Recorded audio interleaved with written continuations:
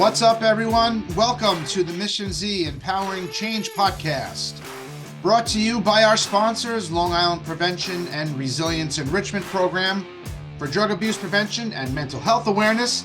Check out all of our programs and find out how our 3 pillars of action will help the students, parents, and professionals in your community face down the ongoing drug overdose and mental health crisis ravaging our communities by going to www.longislandprep.org and our Prep Academy for educator professional development and parent workshops.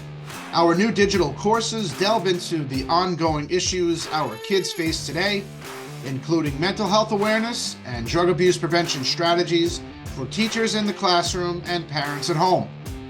Teachers can earn credits, or parents can simply take a course to learn how to tackle these issues head on and help their kids along the way. Learn more by going to www.theprepacademy.org today. And Pioneer Sports, who want you to stop doing it yourself. They help schools, camps, and municipalities start, run, and grow a successful sports program. You can check them out at playpioneersports.com. I'm Paul Vecchione. It's great to be here with you as we bring our conversation to you and discuss the issues that Generation Z, our children, are facing today. The Mission Z podcast is here to bring people out there who are dedicated to making a difference here with us to talk about what they're doing and how their work is impacting our world and how they're making a difference to help others around them. And of course, how a call to action can empower change. And that's what we're here to do today. Today's podcast is brought to you by DDS for Vets, who is bridging the gap that veterans face with services they are entitled to. You can go to www.ddsforvets.org for more information. And I'm really looking forward to the conversation today. We're here with Darren Prince, who maybe has seen it all, done it all, and he's still at it today. International best-selling author of his memoir, Aiming High, and prominent sports and celebrity agent and global advocate for addiction and mental health recovery through his agency, Prince Marketing Group. He represents an array of celebrities and sports stars: Magic Johnson, Larry Bird, Jerry West, Hulk Hogan, Chevy Chase, Pam Anderson, Charlie Sheen, just to name a few. He's also the founder of the Aiming High Foundation to provide treatment for those suffering from substance abuse and mental health. And he's really a pillar in the global community on so many levels. We're so happy to have him on today. Darren, thank you so much for joining us. Thanks for having me. My pleasure. So Darren, listen, you're a tremendous presence with us today. We're so grateful to have you. And I think your story is so fascinating. You know, you've been through so much, and yet here you are, you're still at the top of your game, doing so many big things. And I love this because this is my era when kids were not on cell phones or iPads, but, you know, running around their neighborhoods on their bikes, doing kid things in the 70s and 80s, and like trading baseball cards. So for you, that was the start. You had a great baseball card collection. So tell us about that and how that helped kind of launch your career. I think I started getting more involved in baseball cards as my friends got more out of cards. They became like not as cool, as popular, or corny by the time you're like 12, 13. So I had 4 different part-time jobs that I've used all that money to buy everybody's card collection. They had different interests, whether it was dating girls or partying or whatever they were doing. And little by little, I amassed a pretty impressive collection. And I had an intro to business teacher I'm still close with to this day, Elliot Lovey. He challenged the class at 14 to go home and create a business overnight. And I had everything in shoe boxes with little price labels on the card sleeves. And in my mind, I had a business. I just didn't know how to execute and sell. So I came home after school. I showed my dad what the project was and told him about the value of my baseball card collection. He couldn't believe it. And then he challenged me and said, who's going to buy these things? I ran back upstairs. I pulled a newspaper ad out. It was like this big, out of the West Essex Tribune, which was the Livingston West Orange Milburn paper. And for $20, you can get a table. It's about 2 weeks later, you can get an 8-foot table and trade with your baseball cards. And I did it. I split the table with my friend Steve Simon, who's been my boy since I was 10, who happens to run my agency now, Prince Marketing Group. You talk about a Wow. long time friendship, 44 Right. years. And he went in more just to have a good time. I went in knowing that this was going to be my calling, and I spent every night after school prepping my 4-foot display. My dad had a typesetting and design company. I had them make very high-end, signs that stood out that were printed professionally. I did everything I needed to do. Like this was the most important venture of my life. And Steve probably made $50 that day, and I made over 1,000. Wow. And that was it. The light bulb went on at 14 years old. So every weekend, my life was going to baseball card shows throughout high school. Wow. And I mean, as a young kid, 14 years old, what kind of a thrill was that for you to be in that? I mean, doing these things, making money at 14, I mean, $1,000 for a 14-year-old is no, chump change. No, I mean, and it was a family celebration too. My grandmother, my father, my uncle Joe, who have all since passed, to just see it and experience it, and just to realize that I was onto something really big. And it just didn't even stop at that convention. Like at that point, I remember getting home that night, the pocket full of money I bought, sold, traded. I started studying the trends in the industry. There was no internet back then. There was one publication called CCP, which was Current Card Price Guide. Only some OG card collectors will know that. It had nothing to do with basketball, football, hockey. Nobody cared about them. The only cards that mattered in the 80s and the 70s were baseball cards. There was absolutely no value for basketball, football, and hockey and soccer, if you could believe that. Very, very little interest. So I started studying the trends, and eventually started running small advertisements in something called Sports Collectors Digest, which was the Bible back then. I know it's still around, but I don't think it's anywhere nearly as big. And those ads became so successful because I became a broker. So now I had stockbrokers that were calling my Wow. phone number that I had in my parents' house in my bedroom at night, leaving messages, tell me, hey, I'm looking for a Mickey Mantle rookie. I'm looking for a Joe DiMaggio this. I'm looking for a Babe Ruth that. And I would go on the weekends to different shows. I would exhibit all my stuff, but I would run around with the checklist, buy the cards, tack on a profit, and built up an incredible database of, trusted Wall Street guys that depended on me. And at that point, my dad gave me the idea to get rid of the name Baseball Card City, and now you are now the Prince of Cards, and Prince of Cards Perfect. stuck with me forever. That's perfect. Awesome. So listen, I'm sure you've seen them all, but do you remember one or two cards that, maybe you hated to part ways with? I mean, that you wish you had back today? What do you think? A picture of a Honus Wagner that I sold in Wow. 1990. I've got a picture of me holding it up. I was actually on a flight back a couple of years ago from, I think it was I had a keynote that Magic had somewhere, and I had a flyback commercial. He had to take his jet to like Chicago. I'm sitting in the airport, and for whatever reason, I'm going through pictures, and I see a picture of me holding this Honus Wagner, and I sent it to Darren Rovell and Kenny Golden, who are two very prominent figures in the hobby now and dear friends. And they were both like, what did you sell that for and when?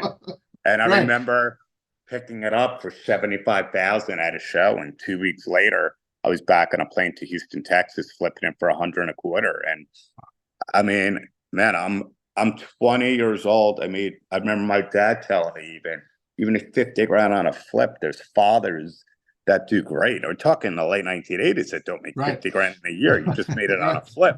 Wow. So we kind of had that mindset to turn and burn your money, that it was buy it, buy it, flip it. You're better off turning that money 10, 15, 20 times in a year than sitting on it one time for that big hit. Right. And yeah, I mean, fast forward, that card would be a $5 to $6 billion card now if I Oh, held on to man. it. Oh, wow. Wow, unbelievable. So the card business is doing great, and then you kind of decide to take everything that you're doing and book clients for memorabilia signings and kind of phasing out, right, the baseball cards. So, Yeah. it kind of wouldn't be long until you hit the bigs, right? You started being around names like Muhammad Ali, Smoking Joe Frazier, obviously Magic Johnson. So give us a sense of, what that was like for you. You're a young kid, relatively speaking, right? How do you prepare yourself to be in that kind of company so quickly, Darren? Well, the memorabilia signings were really attractive to me because even though I found my calling financially, I always I always struggled with self-esteem and self-worth. and feeling less than, not feeling a part of, which eventually is when we'll get to the most important part of our talk here, led to my drug addiction. But I just found it so cool that how this is great. Like, people are lined up to me, Mickey Mantle, Joe DiMaggio, Reggie Jackson. Let me try to get like the biggest name for a private autograph signing, which I did some research on. And that's when an athlete or a celebrity will sit in a private room. You're not dealing with a bunch of people, a big public. You're dealing with a handful of representatives from that company moving the items along. And I learned about it pretty quick. And through a mutual friend, I got introduced to Harlan Werner, who's like my brother now, was a mentor and dear friend, still is. And he was Muhammad Ali, Sandy Koufax, and Joe Namath's agent. So we first started with Ali. And the day I'll never forget, in 1993, probably, we're up in Boston, and he was at a convention. And, you know, this was like the day before the convention. We had a private ballroom, me, him, one of his attorneys at the time, his assistant, his wife, Lonnie, and probably 32, 33 years ago. And yeah, it was just incredible to be in the greatest of all time's presence for 5-6 hours. And then we just kind of started going one after the other. Got Ali and Bird, and after Ali, it was Bird and Magic. And I got introduced somehow through a mutual friend to Chevy Chase, and started, you know, eventually we tracked down Pamela Anderson at the time, and started putting all their autograph signings. But the one thing I didn't do was dealing with, and I talk about this in my book, Aiming High, I was dealing with one source that I wasn't careful with. At that time, you would have thought, oh my gosh, what a transition. He went from the cards to this. And, you know, he's got this big merchandise company booking signings. I dealt with the guy out of Chicago for about 1.5 years that was selling me fraudulent Michael Jordan signed autograph that I had no idea was fraudulent. And at the time, I'm writing a column called The Autograph Experience for Tough Stuff magazine, which was the Bible of the industry. You could find it at every newsstand. And I would write about an autograph signing experience each month with a famous athlete or celebrity. People loved it. They would send in fan mail. The FBI calls me one day, and they said, we'd love to have you in Chicago and we take care of for your time, that we're investigating a case of a bunch of fraudulent Michael Jordan autographs. So I was like, oh no, I'd love it. And, you know, just let me know when. And it was on a Sunday, which made it more odd that this call came in on a Sunday afternoon. They wound up calling me on that Monday. I guess it was the agent's assistant or whatever, and she asked if I had an attorney, and now it seemed very odd to me. So I connected them to my attorney, who then called me back later that afternoon and said, you're not going there without me. I don't like what's going on. Have you spoken to your guy? I was like, I'm going to call him. I don't know what's going on. I haven't done anything wrong. This stuff's authenticated by their own person, a forensic document expert that worked for the FBI. My guy told me they were trying to get him on tax evasion. You got nothing to worry about. You always pay me by a check. You know, show them whatever the heck they want. So I went in there thinking, hey, whatever, I got nothing to hide. But one of the questions they asked during the investigation was, there ever a client that wanted a refund? That questioned the validity or the authenticity of the autographs. And honestly, in my heart of hearts, I didn't think there was. I was like, no, apparently even Michael at the time went into the federal courthouse and saw everything. And his response to, you know, from what I've heard, was, those are all my autographs, but there's no way I signed all this stuff. It's impossible. And they took a recess, came back an hour later. They hit a tape recorder. They were tapping my phones in my office. About a year earlier, one of my sales reps was disputing with an attorney who was trying to return a signed Michael Jordan basketball over a year after he bought it. Because we had a lifetime guarantee, but it was very odd that the guy was trying to ask for a refund over a year later. And they basically couldn't charge him with mail fraud. They charged him with making a false statement to an FBI agent. It was a felony. During the time between then and the sentencing, I went on my own rampage about refunding people's monies just to keep my reputation intact. Wound up on the balls of my ass financially, worst shape I've ever been in my life. And got out of it with, like I said, making a false statement to the FBI. And one of those moments in life where here I am, I'm 25, 26, and you think it's over, but my dad and I were on a fly fishing trip. I took him to Alaska with the last 3 grand to my name, and he was furious that I did it, but fishing was always our thing. And on that trip, I believe is when Prince Marketing Group was born, because they asked me what my next move was. And I said, I want to become an agent, but I don't have 8 years to go to law school. He looked at me like I was crazy and said, law school? We have to go to law school for life is about who you know, not what you know. It's not a lawyer in the entertainment industry that wouldn't kill to have the relationships you have right now. Right. Why don't you speak to Magic? He stood by your side, as did Ali and everybody else during this trial, and tell him your vision. So I was like, all right, I guess I will. And a few weeks later, I was in Michigan with him. We had a corporate event, and he invited me in his hotel suite before the event. And it was almost like you would have thought he spoke to my dad, because he looked at me with that big $1 billion smile and said, what's your next move, man? Are you going to stay in the business? You're going to get out? And I'm like, nah. I'm like, I call him Irvin by his name. I'm like, Irvin, there's too many haters. I want to be an agent, man. And I really think I could do it. I think I could do the big stuff. And he's like, you know what? You got to get yourself a really big client to become an agent, to start out of the gate. Who are you thinking about? And I was so nervous. My hands were sweating. And I got the nerve up, and I was like, I would love to have you. And he put his arms around me and said, you know, you're a good guy. You made a mistake. And I've made a mistake. And I know what it's like doing that in a public eye. But we're going to do this together. And the thing is, if you don't use me to knock down every door, Darren, in the next 2 years, to grow your agency with all sorts of athletes and celebrities, to create diversification, I'm going to fire you before those 2 years are up, because life is not how successful I become. I'm going to be a success in the world of retired athletes they've never seen. Life is about what I could do to make you a success, and then how you do other people by paying it forward.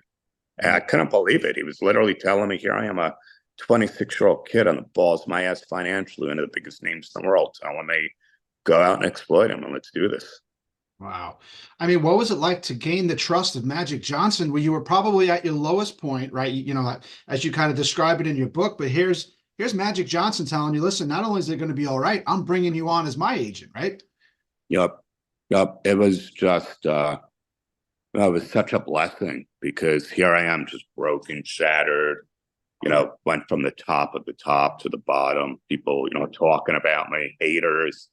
And I'll tell you the one thing I think I mentioned in the book too, even when we go back to some of those memorabilia conventions, like right after the sentencing, he wanted to walk through the front of the conference with me next to him. Wow. And he wanted to do that on purpose. And he goes, I want all these haters to look and be like, how did Darren Prince just go through all that? And he comes out with Magic Johnson as his client. And that just unbelievable. You know? Awesome. That's awesome. All right. So it's 2002.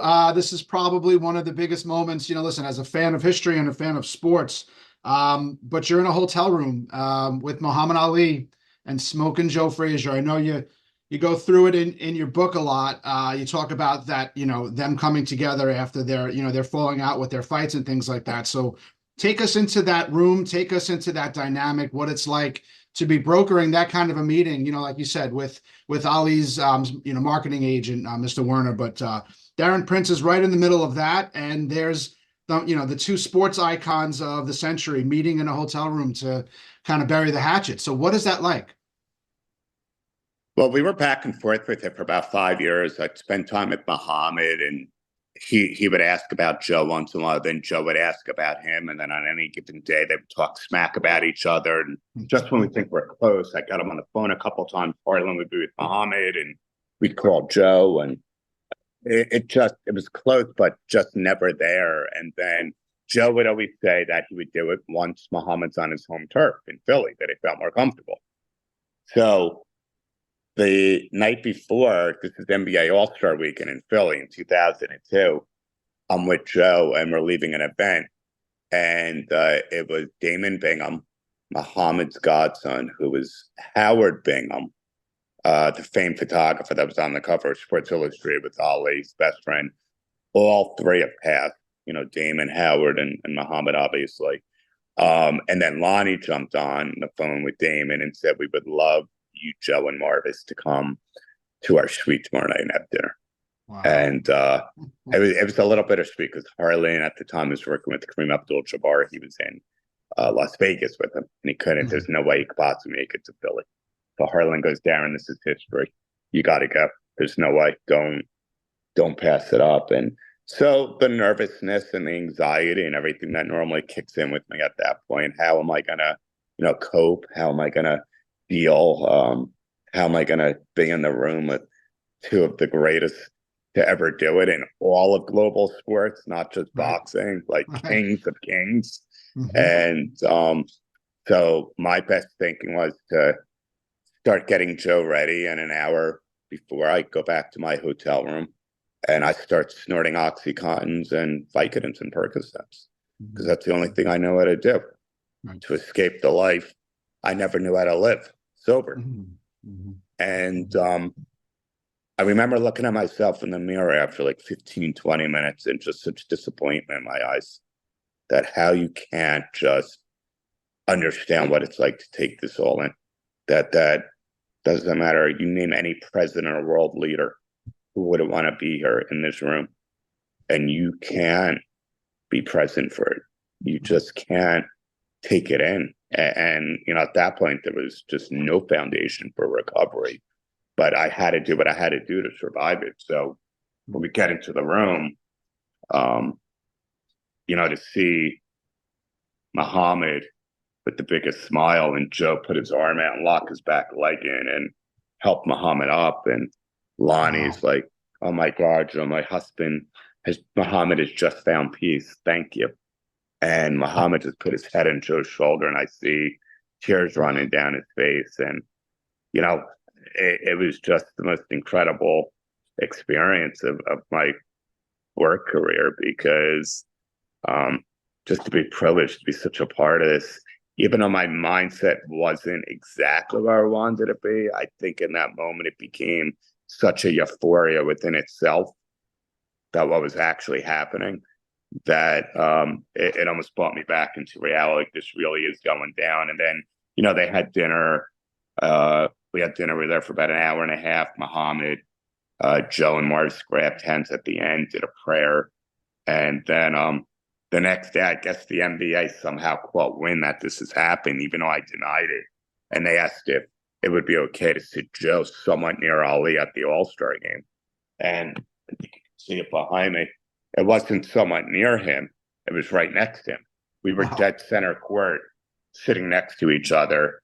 And that was another moment. It was Howard, Muhammad, and me. So Howard was seat 1, center court. Muhammad's 2, I was 3. Joe was to the left of me. And I'm like, how is Joe not switching with me right now? There's a billion people around the world.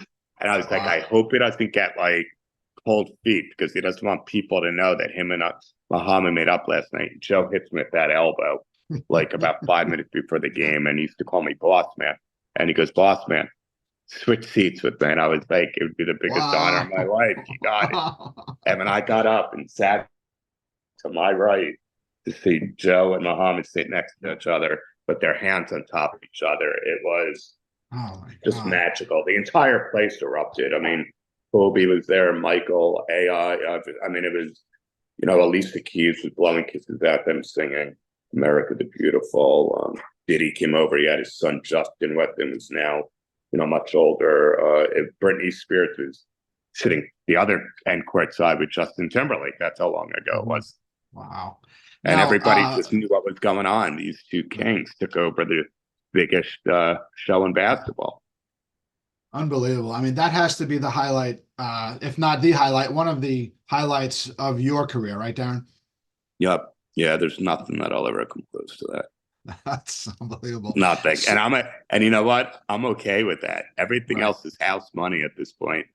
Right. Absolutely. That was just, yeah, it's not even a once in a lifetime. I mean, I was with Rampage Jackson a couple of weeks ago. I showed him the pictures. Luke Rockhold, they have a podcast. I had Jerry West on. Mike Tyson, done a bunch of work with him over the years. A great guy.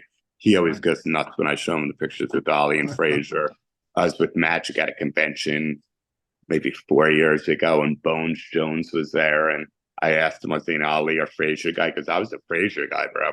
Because big time Wow. Frazier. I showed him the picture, and he goes, "Are you freaking kidding me?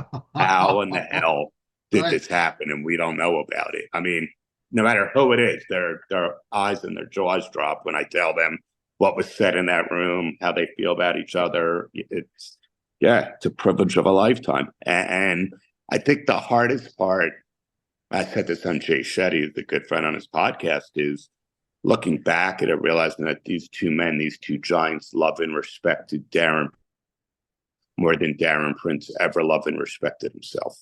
Wow.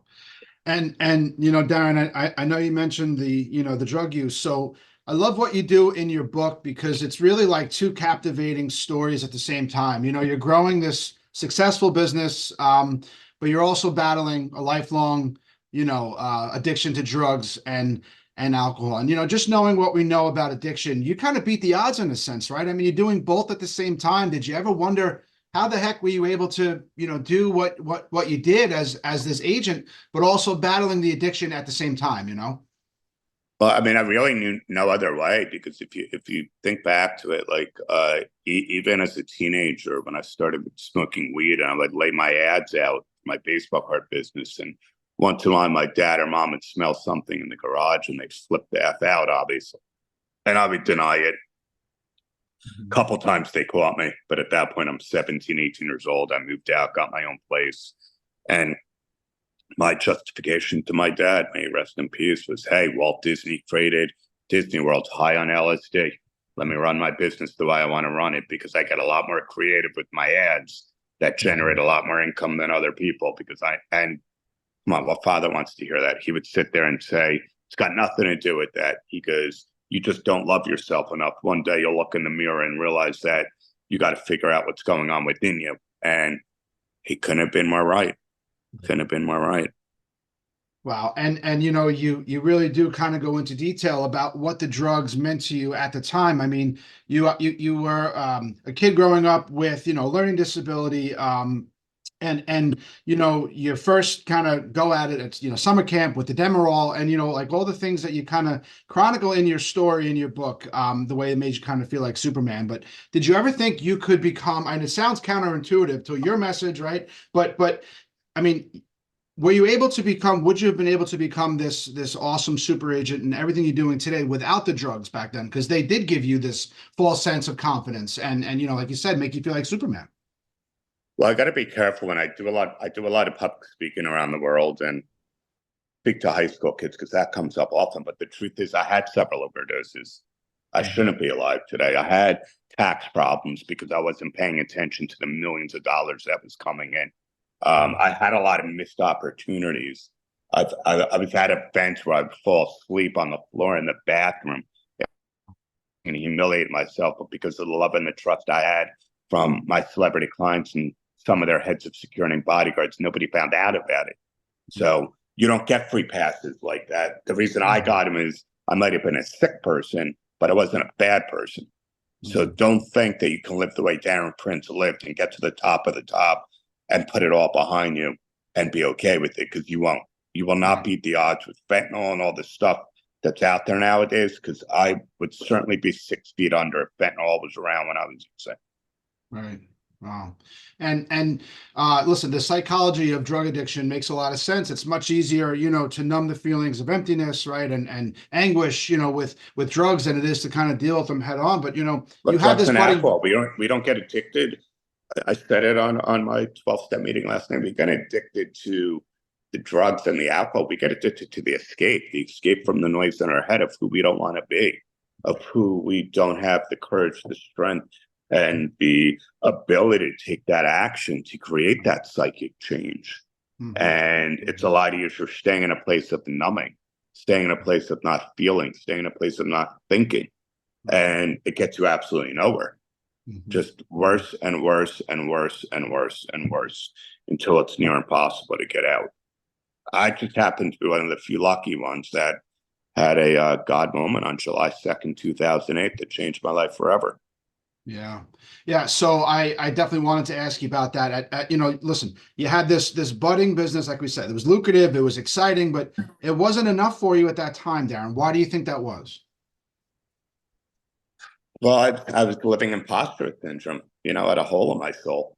Right. I said this on Jay Shetty too, and he thought it was fascinating, but to me, it's not. I actually arrived. I actually did make it to the top of the game, the top of the top, and was still looking backwards at the people that Right. said I was dumb and learning disabled would never make Right. it. It was the complete opposite.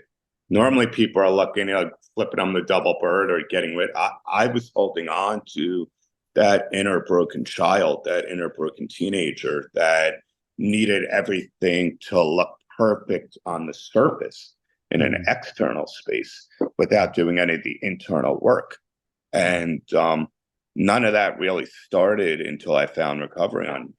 I went to my first meeting willingly, not one that was court ordered in my early 20s, but willingly on July 2nd, 2008. And that was the moment, man. I mean, that day was like not different than any other day in my life, Yeah. especially during my using days. And I remember coming back from the gym detoxing. I called my uncle and his then girlfriend, who 24 hours earlier they were visiting from Miami, showed me a way that she could help detox me. She was in recovery, he was in recovery, and I said, I can't do it. I'm calling the goddamn doctor to get what I need to get. And they picked up the phone off speakers, start screaming, "This is the disease talking.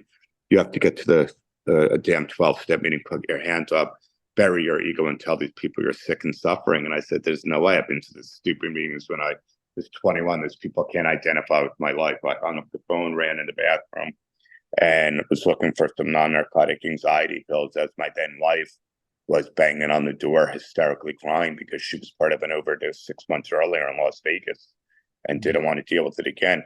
And out came two Vicodins out of one of the bottles, which we cleaned out every opiate in the house. So I didn't even know how those wound up Mhm. there. But that seemed like a God moment to me. That seemed like a spiritual awakening. Exactly what I needed showed up in my hand. Two white extra strength Vicodins that I could have chopped up and snorted in that moment. And the miracle happened because I never had this happen before. And I never had it since. I fell on my knees. I was shaking, crying, trembling. And I screamed out to God, take the money, the business, and notoriety. I need a single day of freedom. If you take me out of hell, I will spend one day at a time, the rest of my life, taking others out with me. And he heard me because my right shoulder caught fire and I heard a voice in my ear say, "I've got you and you're ready." And I stood up and I flushed those two pills. And I've kept my word for 15 and a half years for taking people out of hell. Um, I went to a meeting right away within a half hour. It was the upper 80s in a church basement in New York City. And they were all 150, 200 addicts and alcoholics who are all once of a hopeless state of mind that found a new way to live. And they found a happy, joyful, peaceful way to live. And the leader said, "Is anybody new coming back or sick and suffering?" And my hand went right up. And I always tell people I believe that was the hand of God. Here I am, the so-called super agent, but I was a fraud. I couldn't go an hour without getting high. And these people were just incredible. They told me so many things. Just about a dozen of them came over right after I opened up and said, "I knew I'm sick, I'm suffering, I'm suicidal." But the one that really resonated the most was that they will love me before I ever learn how to love myself. Wow. So what keeps you going in recovery today? Same idea, same, connecting with people, being in the present moment. I mean, what drives you to get up every morning and stay sober? I think, like my good friend Brendan Novak says, the opposite of addiction is connection. When you get that connection and you understand the spiritual way of live with peace, love, gratitude, serenity, happiness, service, work, kindness to other people, taking care of yourself selflessly so you can give to the world selflessly, Mhm. it's the greatest way to live.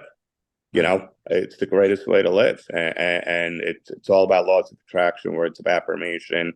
I meditate. Mhm. I still do several meetings a week. Tomorrow I've got a big podcast I have to do in person in LA, and then I got to get back here. I'm speaking at a 12-step meeting tomorrow night at 6 o'clock. I had an interview 2 days ago.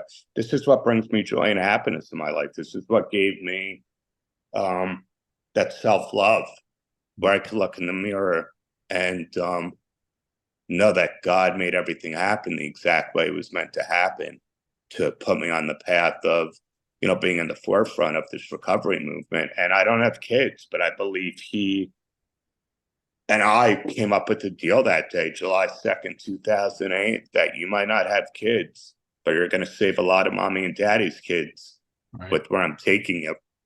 And you're going to be an ambassador for me because, Hulk Hogan said it to me a while ago. It was very moving that, he goes, Darren, you came to God and asked for the blessing. And he eventually said, you came to me correct. And now it's time for you to be a blessing to other people. And having my foundation, I scholarshiped a 16-year-old last September.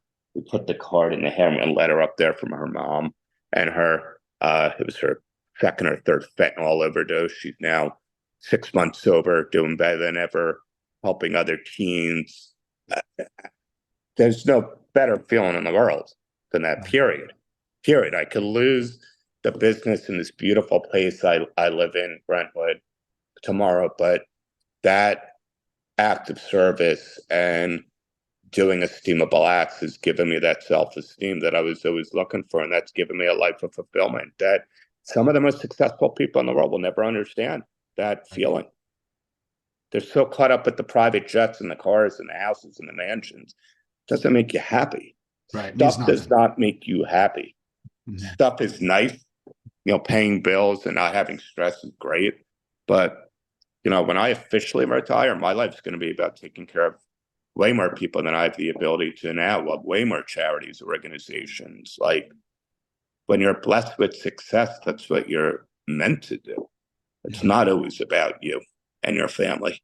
It's about always looking out for those that need assistance as well. Wow.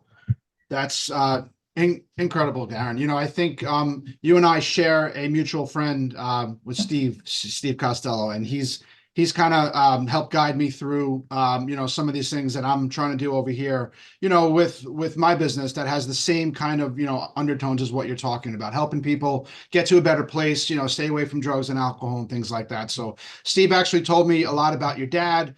And I kind of wanted to give you the opportunity to tell us a little bit about your dad here today. I know that he's he had obviously so much influence on you growing up and throughout your career. So I just wanted to give you that moment here with us. Yeah, I mean, I was just very lucky, and I know it was something that made Steve very happy too. When I read my book, because obviously he didn't have that. I know a lot of friends that never had that now since my dad is gone, but he was one of the most special men in my life, and at an early age, he noticed that something with my brain didn't work like my other friends, and he said it in a way that didn't make me feel worse. It made me feel special. He said, your friends all have something that when they study and they do things, their brains go over here. Yours kind of goes over here. But what I noticed is you have something when it comes to math and numbers, Darren, that your brain goes up here. None of them even understand what that's like. So we're going to tap into that. And that part of your brain is going to make you extremely successful. And my dad was everything to my hero. I'm like, okay, I didn't. But every time we would go fishing on a boat, we would be talking numbers and business and, profit margins and what I paid for something, what I sold it for. I learned about the money being made in the buy, not in the sale. So all these little, business tools that he gave me. And then obviously getting to where I did it as an agent, one of the special things that he said to me, and I didn't think he was going to be gone a year later because he was in perfect health and had a aortic aneurysm that must have just been building up and happened out of nowhere. And then he was gone 32 days later in February 15th of 2017. So we were literally the summer before. I was at the house. I came by. He knew my schedule was getting crazier and crazier. He was so happy with free and what I was doing to help people. I just celebrated 8 years. He said, keep pushing this gift. This is your legacy.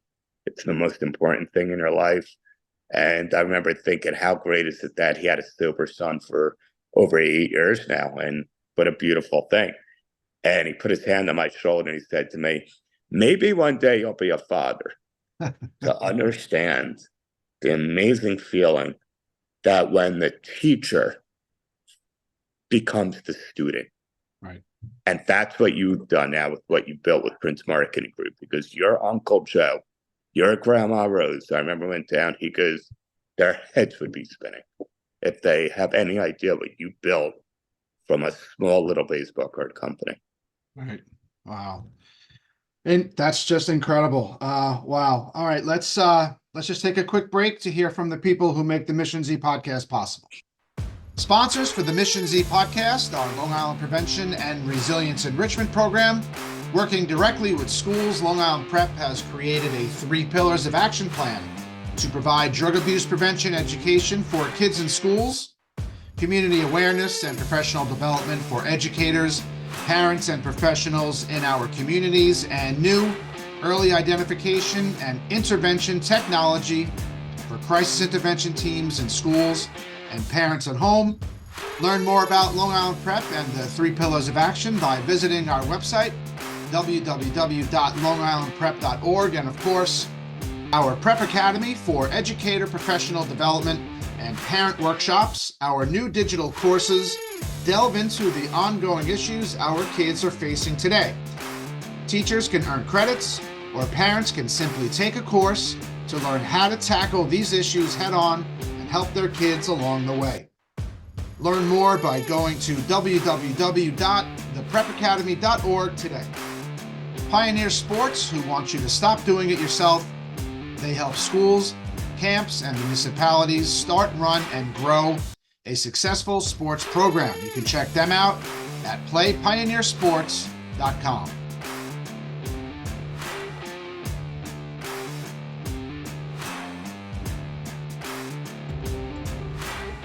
And don't forget to check out Long Island Prep's Night of Inspiration at Mulcahy's Pub and Concert Hall on May 23rd. It's going to be a very special night with dinner, entertainment, and some really great guest speakers and honorees. Just go to longislandprep.org for more information and tickets for this amazing event we have planned to celebrate Mental Health Awareness Month this May 23rd. All right, we're here with Darren Prince, sports and entertainment agent supreme, author of his memoir, Aiming High, speaker and advocate, and founder of the Aiming High Foundation, doing so many great things. So Darren, over the years, you've hit, this in a great detail in your book, but you formulated so many close relationships with so many in the industry. One that really stood out to me is Magic Johnson. He wrote the foreword in your book, and, the word family is mentioned a lot when he speaks of you, obviously, and when you speak of him. So what has Magic meant to you in this journey? Oh my God. I mean, Irvin Johnson is a big brother. The talks we've always had on life over the phone in person are really just that. They're life talks. Like, very little bit is about business. I mean, of course, we get excited about that, but to get to know the real Irvin Johnson, the way that I know him and his beautiful family and his kids, and the fact that he stood by me during the worst time of my life, not just financially, but more so when my using of opiates was that bad. His brother, Larry, is like a brother to me. He just celebrated 35 years sober. Wow. And I realized that nobody's off limits. Everybody's got somebody suffering within their family from drugs and alcohol. And I think Magic probably had a soft spot for that, knowing, where his brother came out of. And I just tell him all the time, it's like, to call with the speaking engagement or whatever the project might be. Like, my dad said you needed my son like you needed a hole in the head. That's what he told him on my 40th birthday. And Magic was laughing. He goes, Dad, it works both ways. He goes, he gets my back. He works so hard. And you raised a great son. Wow. So another legendary athlete that you talk a lot about in your book, Dennis Rodman. What was your relationship like with him? And are you still representing him today? No, we're not, but we saw each other about 6 months ago in Chicago. Gave me a big hug, asked how my mom was doing. My dad and him loved each other. We had a great run, man. I mean, a lot of fun times, putting a lot of smile on people's faces. His Hall of Fame induction, everything with North Korea. I mean, I think everyone, it's not just Irvin and Dennis. If you ever to sit next to me in my office, every call, it could be Charlie Sheen, Chevy Chase, Jerry West, Hulk, Rick, Carmen Electra, Denise Richards, every phone call or in-person interaction ends with "I love you" and a hug. Ah, wow. And that to me is one of the most special things about what I built, because I think a lot of that came from my dad. My dad always taught me care more about the relationship than you do the money. And the fact that any of these people can call me um, and just open up about life. And now I'm somebody that's a source of power and inspiration and hope, because of the way that I live my life is just mind blowing. Because I was never the person that somebody came to for strength and inspiration and hope. But because I'm on that spiritual beam as often as I can, working the 12 steps, staying connected to the fellowship, being of service to other people, taking care of myself, mind, body, and spirit as often as possible, as daily as possible. I'm somebody that people come to, including my celebrities. It's incredible. Dominique Wilkins, the same thing. I mean, I was at his wedding 2 weeks ago. He's blown away. I'm filming him during his speech. He's got Clyde Drexler, a bunch of other teammates. And 30 seconds in, he looks at me and says, and I got to thank one of my best friends and business partners, Darren Prince, who flew in from California. He goes, "Give him a hand, everybody, for flying in." I was just like, Wow. a Unbelievable. moment like that is when I see my dad, because he taught me all of that. Yeah. Wow. Unbelievable. So, tell us about the Aiming High Foundation, the mission and the success of such a tremendous organization to help people, who are suffering. I started it because after my book came out, and by the grace of God, it became a bestseller in 4 countries. I was asked to speak and do panels at a lot of places, and I could see that people had the willingness, but I had no way to take that willingness and get them into a treatment center or where to guide them. So I said to myself, how amazing would it be?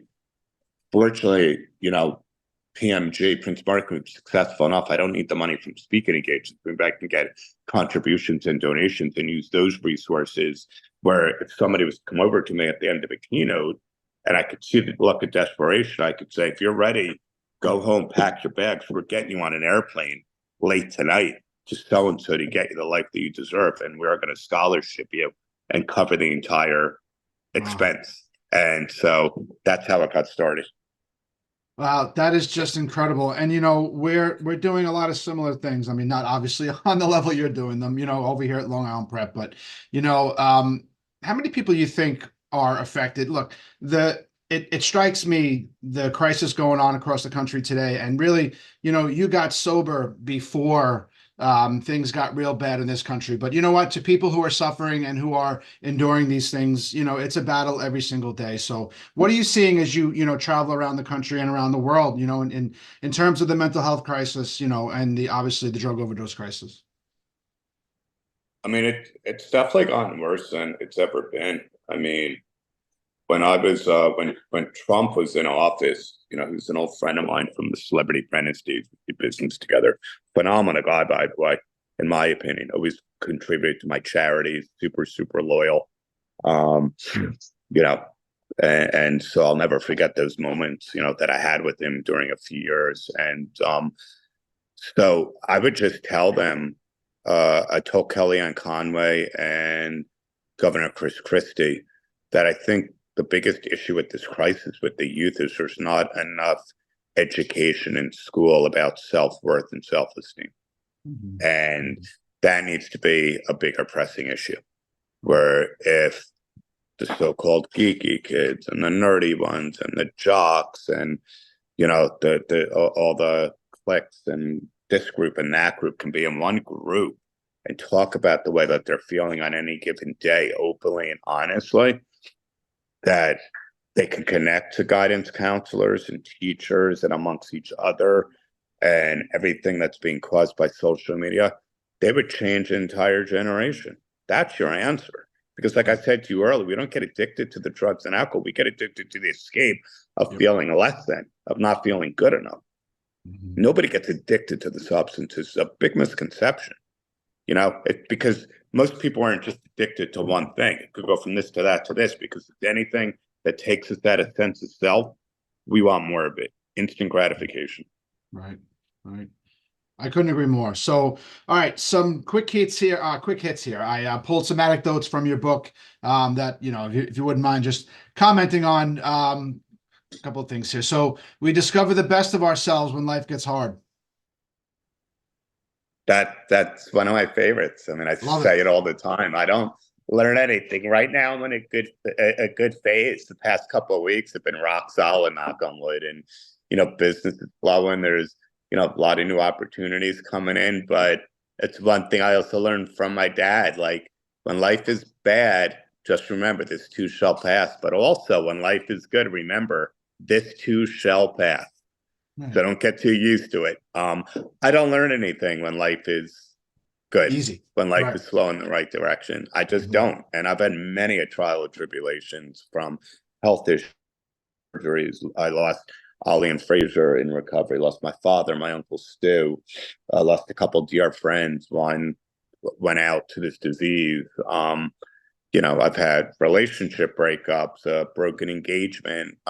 But I've learned that, like, none of it to me is ever worth relapsing. I work too hard to stay on this spiritual path. And for those listening too that might not necessarily have substance abuse issues, spirituality is for everybody.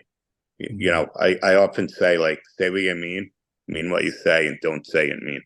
If you put those three things together, your life will be freaking like lasagna and smooth sailing. Because when we open up our big fat mouth and send that text or make that phone call or that email, guess what? You're the one that just did a disservice to yourself. It's not on the other person. You just energetically ruined your entire day, possibly your week, possibly your month, and certain things you were waiting to get into alignment are not going to get into alignment now, because you took your own will back. That's spirituality to me. Those are things that I work on all the time. And I'm way better than I've ever been. I try to understand people instead of me being understood. In a heat of an argument, I'd rather feel all right than right. Right. I don't need to win an argument anymore. Doesn't matter. I mean, I will get rewarded from keeping my damn mouth shut. Let somebody think that if they're having a bad day or something's going on in their world, let them have it, because my vibration is going to get higher just from not engaging. Absolutely. That's Love life. that. Those I last love that. three nuggets I gave you, man, have nothing to do with drugs and alcohol. That's why I said, for anybody listening, you want to upgrade the quality of your life, practice those three right there. Wow. So it's less about staying away from the drink or the drug and more about connecting with people who understand you. Goes right with that, Exactly. right? Yep. 100%. And the other Um, thing that's amazing that I found out is, I talk about this all the time with my guy Landre. He's a renowned spiritual healer, blockage, trauma, life coach, and we do meditations once a week. That, like, when you start living that life of integrity, when you keep your mouth shut when you should be, when you don't flip somebody off on the car when you're driving, try to run somebody off the road, when you don't act out, integrity comes into your life, and you just start aligning yourself to the people that you're always meant to be in alignment with. It just happens. But not enough people understand it, that you just got to be consistent with it. You do for a little bit. Watch what happens when you wake up one morning or at Starbucks, or watch what happens when you're on an airplane, or you're just walking into some place and there's that little moment where you just bumped into someone that just changed the trajectory of your life. It's all because you're living in a place of integrity. Unbelievable. Awesome, Darren. So last one for me, I'm going to let you go. Thank you so much. So incredibly generous with your time today. And I know this is a loaded question, but listen, I really admire your candidness about all of your ups and downs and your experience. But you get the chance to tap a young Darren Prince on the shoulder. Pick an age, 14, 25, whatever it is. You have all this behind you today, but you get to whisper something to yourself at a pivotal moment in your youth. When is that moment, and what are you telling yourself? That's interesting. The last podcast interview asked me the same thing, and my I have a life coach, my boy John Evan, who's a master tech in NLP, linguistic programming, and we did some really deep sessions where I went to see my old self, and I went to visit him and gave him a hug, and I actually said to him, "It's okay, because they're not going to be calling you dumb. They're not going to be calling you special ed." I said, "I'm living in the future now. They're going to be calling you healer and world changer." And I said, "You just happen to align yourself with some of the most successful, iconic athletes and celebrities in the world and become family to them." I said, "So keep your head up, because life is going to turn out so unbelievable. You have no idea." And I said, "While you're here, while you're still in this place, try to spread the message of accountability and speaking up to other teenagers so they don't wind up like we did, where if they're feeling different, if they're feeling off, if they're not feeling whole, if they're feeling insecure, if they're lacking self-esteem, push them to speak up. Because you and I wouldn't have had to go till we were 38 years old if we did it any earlier." Yeah, it was a deep session, man. I literally, I hugged him. There was tears of joy when I was hugging him. I think we did it like a night or two before the Jay Shetty podcast too, because obviously he's one of the biggest in the world, and I wanted to just make sure I was dialed into a deep session. And you know, any one of us, that's the one thing that I talk about with my guy Landre all the time.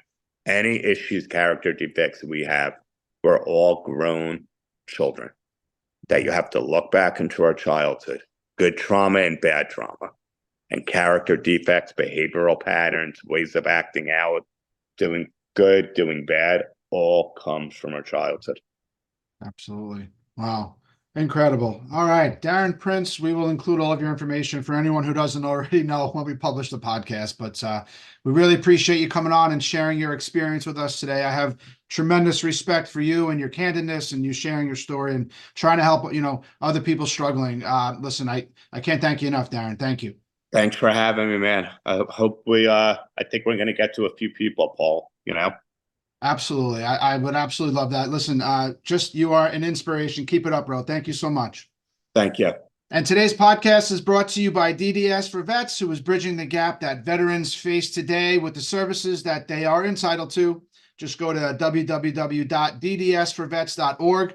And don't forget to visit the missionzpodcast.com website. Keep your eyes posted for the next episode. Thank you for listening. We'll see you next time. Sponsors for the Mission Z podcast are Long Island Prevention and Resilience Enrichment Program. Working directly with schools, Long Island Prep has created a 3 pillars of action plan to provide drug abuse prevention education for kids in schools, community awareness and professional development for educators, parents, and professionals in our communities, and new early identification and intervention technology for crisis intervention teams in schools and parents at home. Learn more about Long Island Prep and the 3 pillars of action by visiting our website, www.longislandprep.org, and of course, our Prep Academy for educator professional development and parent workshops. Our new digital courses delve into the ongoing issues our kids are facing today. Teachers can earn credits, or parents can simply take a course to learn how to tackle these issues head on and help their kids along the way. Learn more by going to www.theprepacademy.org today. Pioneer Sports, who wants you to stop doing it yourself. They help schools, camps, and municipalities start, run, and grow a successful sports program. You can check them out at playpioneersports.com.